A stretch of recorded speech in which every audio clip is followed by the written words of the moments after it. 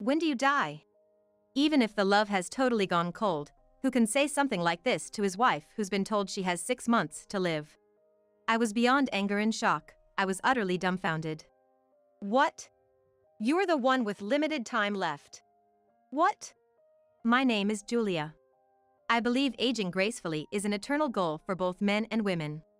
I just turned 60, but I haven't forgotten to stay fashionable as a woman. Not for my husband. When I look in the mirror and see my hair, makeup, and outfit all perfectly put together, it gives me a buzz. At work, people are surprised to learn I'm 60, and it feels good when they say, "No way." My marriage has gone stale, and I often wonder why I married this man. I'm a hardworking editor at a weekly comic magazine. My husband isn't a big earner, yet he opposes me working. When men work, women should be doing house chores, he says with a straight face. I can only sigh with these words. It's like he time traveled from the Stone Age. I want to tell him that even in the animal kingdom, it's the female lions that hunt. I find fulfillment in my job, giving advice to young aspiring comic artists with big dreams and working together to create captivating characters and engaging stories. People in their 60s are young these days. The days 60 years old living in retirement are long gone, or so I believe. But my husband thinks differently. How long are you planning to work? You're already 60. You're definitely being treated as a burden and useless at work. I was fuming, but if I get into an argument, my husband never backs down, so I end up being the one who gives in. That's not true. Today's 60-year-olds are performing as well as the younger employees. I won't tolerate you neglecting housework because of your job. My husband, who genuinely believes that housework is a wife's job, cannot be watching the news. He is the worst kind of chauvinist, thinking men should be dominant and women submissive, not to mention he has a weakness for young, attractive women. I graduated from college and landed my current job. I had a dream of becoming a comic book artist until high school, but I gave up because I didn't have the skills. That's why I support those who chase their dreams. I was so engrossed in my work that, before I knew it, I turned 40. Relatives approached me with matchmaking proposals, and I started dreaming of married life. Marriage is a significant life decision, so you shouldn't rush into it. But fearing I would be single for life if I missed this opportunity, I accepted a matchmaking proposal and had a blind date with my now husband, who was 41 at the time. Back then, my husband acted like a sweet gentleman, hiding his true colors so I couldn't see through him. As we both were over 40 and I had no intention of quitting my job, we don't have children. My parents are in their 80s, but unlike my husband, they seem to be in tune with the times and never pressure me by saying they want to see grandkids. There are many women who want children but can't have them. My parents understand that questions like when will we see our grandkids, and when will you have kids, can be burdensome. Lately, my husband is often on his smartphone, and he whispers during calls. I wondered if he might be cheating, but realizing that I'm not even mad probably means that I've fallen out of love with him. One day, my mother-in-law, who lives nearby, came over to our house. Her husband passed away 3 years ago, and she now lives alone. My mother-in-law is 85 but always so composed, and my husband is no match for her. It's not out of respect, probably more about wanting her wealth. That old witch is such a penny pincher. She must have around 200 grand saved up. I have no siblings, so I'll inherit it all. Can't she just kick the bucket already? I couldn't believe what I was hearing. There are things that are okay to say and things that are not. Gotta play nice, or she might leave all her money to some charity in her will or something. At that moment, his mother came from the next room. Sorry for being such a cheapskate, she said. Mom! My husband's face turned pale, and he unfairly lashed out at me with fury. You idiot! Why didn't you tell me she was here? Shut it! Keep it down, you're disturbing the neighbors. There was no way to deny the horrible things he'd said, so he hung his head in silence. While my husband was taking the shower, my mother-in-law talked to me. How long have things been rocky between you two? This doesn't seem like a normal slump. It seems quite serious. I smiled wryly and said, You noticed? Listen, Julia. If you really can't take it anymore, divorce is an option. There's an old saying about the suffering of loathing someone you're stuck with. It's unbearable. There's no need to consider me in any of this. My mother-in-law's kindness touched my heart. She is wise, cultured, and refined, nothing like my husband. I can hardly believe they are related. My husband must be some primitive man who time-traveled here. This year, my husband had his annual physical at work, but something seemed off. At 61, his unhealthy lifestyle might be catching up with him. He often comes home late and drunk. He claims he was out with coworkers at a bar, but I know he's been going to strip clubs. He shouldn't underestimate a housewife's intuition. My husband had a follow-up at the hospital, and one day the doctor called. The doctor said, before we talk to him, we'd like to discuss something with the family. It felt like something out of a soap opera, and I had a bad feeling. What the doctor told me at the hospital shocked me. He only has 6 months to live? The news that my husband had only 6 months left hit me like a ton of bricks, and my emotions were all over the place. I was surprised that I didn't feel more shocked, felt a little pity, almost felt relieved, but then felt guilty for feeling that way. Most wives would be devastated, but I found myself putting on an act to look more upset than I really was. Could there be some mistake? I'm afraid not. Please brace yourself. Whether or not to tell him depends on his personality, and since you know your husband best. What do you mean by personality? If he's the type to become despondent and reckless, it might be dangerous to break the news suddenly. If he has a positive attitude and strong will to live, it might be better to tell him. If my husband hears he only has 6 months to live, I can see him becoming reckless. But going to strip clubs just because he has no symptoms, and continuing to drink is not a good idea. I returned home with a heavy heart, but I concluded that I must tell him. When my husband came home at night, I spoke. Honey, we need to talk. What's with the drama? I'm busy, unlike you. I'm busy too. You make yourself busy. If you don't like being busy, quit your job. It's a man's shame to have his wife work. It's as if I don't make enough. I was taken aback by how outdated my husband's mindset was. He doesn't seem to know that in most households both spouses work nowadays, and stay-at-home wives are less common. I went to the hospital today. The hospital? Please, listen calmly.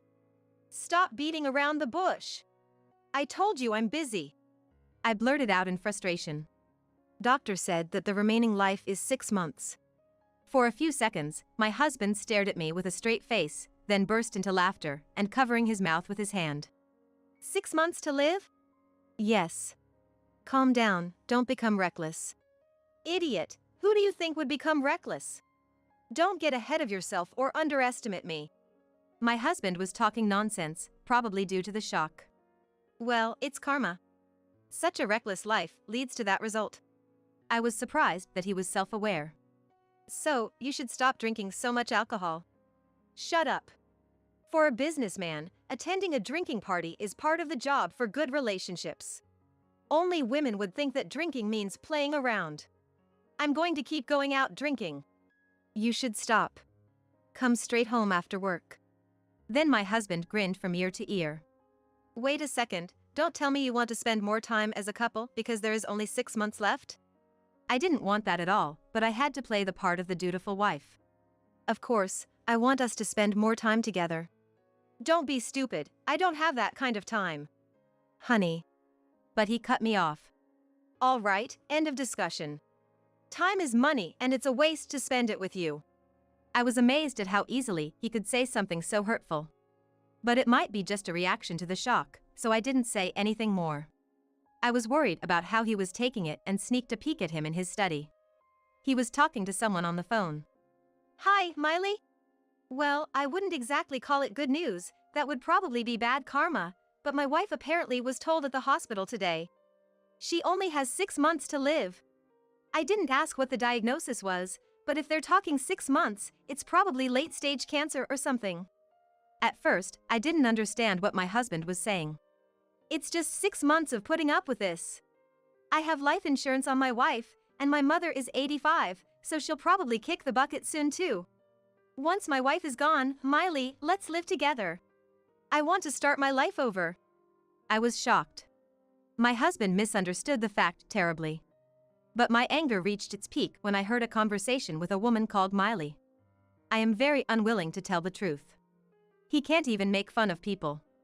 I will not allow him to talk like that even to his own mother. I muttered in a voice so chilling that it gave even me the shivers.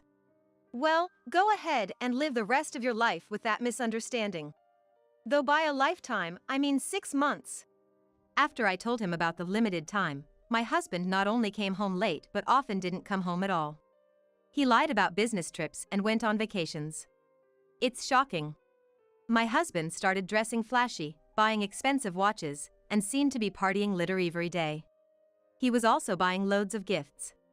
It's not like my husband is rolling in dough. Is he counting on the life insurance money after my supposed demise? He's lost all decency as a human being. 3 months have passed since the life expectancy news. I asked my husband, who looked pale. Are you feeling unwell?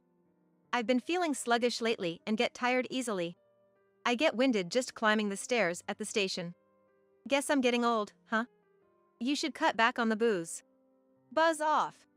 I told you, drinking is part of the job when I'm entertaining clients. If you've got nothing to say but depressing crap, then drop dead already.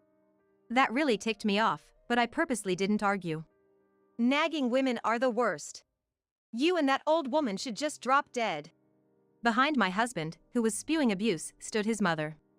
You talking about me when you say that, old witch? Whoa. You startled me. My husband shot me an angry glare, but my mother-in-law asked again. You calling me a old witch? No way, I've never called you a old witch, Mom. I have this annoying boss at work named Ms. Wiz. Ah, Ms. Wiz. My husband couldn't meet his mother's suspicious gaze and looked down. My husband, who wanted to complain that I purposely didn't tell him that my mother-in-law was here, went off somewhere. 4 months have passed since the life expectancy news. My husband was coughing more, taking more time off work, and, though he used to have high blood pressure, now he has low blood pressure. He's dizzy from low blood pressure and almost fell down the stairs. And still, he goes on his business trips. I'm disgusted. So, he chooses to spend his final days with a mistress instead of his wife. However, the fact that he's gallivanting with his mistress while believing his wife only has a few months to live is utterly disheartening. My husband says his hands and feet are cold even on warm days, and he complains of pain everywhere. If you're not feeling well, you should turn down the business trips. Don't tell me how to do my job. The business trips are the only thing I look forward to, they're important assignments only I can handle. Should I call your office and ask your boss to excuse you from the business trips? As expected, my husband's face turned red as he shouted. Try it, and see what happens. I will never forgive you. I had to stifle my laughter. I can only feel pity for my husband who brought this upon himself, but I am torn about whether to tell my mother-in-law the truth. She has been good to me since we were newlyweds. Then, an unexpected visitor arrived. A young woman I had never seen before. May I ask who you are? My name is Miley. Nice to meet you. Could it be Miley is my husband's mistress? She had the audacity to come to our house. I was ready to fight. I'll cut to the chase. Please set Mike free. Set him free? I asked, genuinely surprised by this young lady. Even for a woman like me, Miley was strikingly beautiful, petite, with a great figure and a flawless sense of fashion. I couldn't fathom why a woman as enchanting as her was involved with my husband. My husband isn't rich, so she's not after his money. And it's hard to believe it's true love. So, is this some sort of scam? Mike is suffering. I think it's due to stress. Would you consider divorcing him? She asked. I couldn't help but smirk at her audacity, and I retorted. What you're doing is crossing a line, darling. Isn't it terribly inappropriate to approach a man's wife like this? But she wasn't fazed at all. You know, sometimes you meet your soulmate after you're already married. It's foolish to stay bound by marriage in such cases. We only have one life to live. That's when it hit me. I needed to end this conversation before I lost my cool and did something I might regret. So, I cut her off with a smile. He's been set free from this earthly realm, so no worries. But whether he's in heaven or took a nosedive to hell, I'm not the Grim Reaper, so I wouldn't know. She looked confused for a moment and then laughed heartily. You're hilarious with the Grim Reaper joke. I'm not one bit funny. How old are you, by the way? I'm 29. 29, still in her 20s. It almost made me dizzy. He was seeing a woman more than 30 years younger than himself. I couldn't hide my astonishment. If you don't mind, what do you do for a living? He came to the place where I work. He's very kind, a really good man. So, you're genuinely dating with my husband? Absolutely. Mike's strong and skilled. Stop. I interrupted, glaring at her with a smile. Say another word and I might just have to strangle you. She laughed. I'm serious, it's not funny at all, I scolded her. She fell silent for a few seconds, staring at me, then spoke. I have to say, I'm genuinely surprised. You're nothing like I imagined from meeting you today. Did he talk trash about me? Say I'm a witch or something? Miley burst into laughter again. No, he never said anything bad about you. But honestly, I didn't expect you to be such a wonderful person. I'm not desperate enough to feel flattered by a mistress's compliment, but I began to feel that Miley might not be so bad. I was determined not to like her, but with a woman like her being kind, any Neanderthal of a man would fall head over heels. So, it's true love, huh? But soon you'll find out if your feelings are real. What? She tilted her head adorably. I don't have any lingering feelings for my two-timing husband, but I felt a tinge of sympathy for this girl. 6 months have passed since the terminal diagnosis. My husband, looking pale, took another day off work, while I returned from work full of energy. Seeing me like this, he sneered. When are you gonna kick the bucket, with a chuckle? How could he say that to his wife, who he believes has only 6 months to live? I kept my anger in check, staying calm.